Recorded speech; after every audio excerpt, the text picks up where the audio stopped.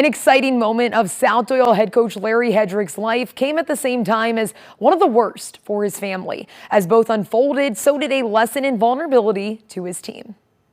On the same day Larry Headrick got the head coaching job at South Doyle, his wife was diagnosed with stage 3 melanoma. This was on a Friday, and she didn't tell me until on a Sunday night.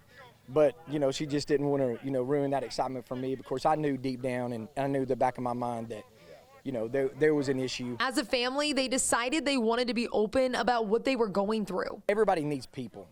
And so I need people in my life. I got mentors. I have, I lean on my parents. I lean on my wife. I lean on my coaches. And I want my players to do that, too. Headrick telling the team was more than just an update. It was a lesson in vulnerability. Coming up to me, and they're like, Coach, man, how are you? How are you? Good, Coach? You good today?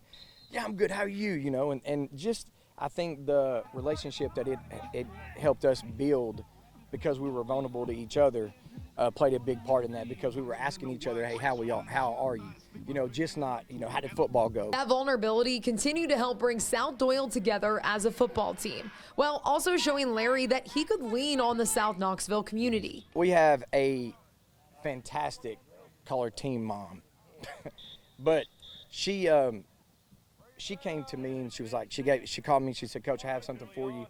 And she came and brought me a envelope. And in that envelope, it had probably over $1,000 worth of gift cards and things like that in it.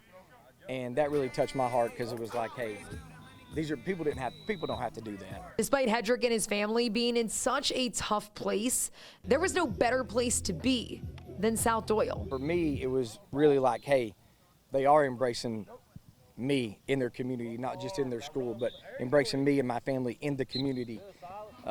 And I think that was big, because it was, hey, look, we're a part of it. Headrick's story inspired his team to be vulnerable as well. When junior Jeremiah Smith was worried about his family having to move out of the area because they couldn't find a new home, Coach was one of the first ones he turned to. He kept my head straight, kept me focused on football, kept allowing me to keep going, pushing every day. Smith doing so because of how open Headrick had been with him. Just knowing that he could lean on us, that allowed us to lean on him and just keep our faith and just know that we can trust him. He'll always be there for us and love us. One of the great things about vulnerability, while it feels heavy in the pits, it rejoices in the peaks. But he came to me during school. He's like, Coach, I think we found a house. I think. As for Headrick and his wife, she still is on her treatments.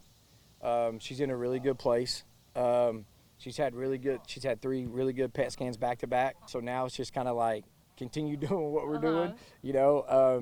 She's like, I know what I'm going to hear. I'm going to hear, keep doing what we're doing. And I was like, well, at least it's working, baby. It's okay. Vulnerability sculpted Headrick's first year at South Doyle, and he wouldn't have it any other way.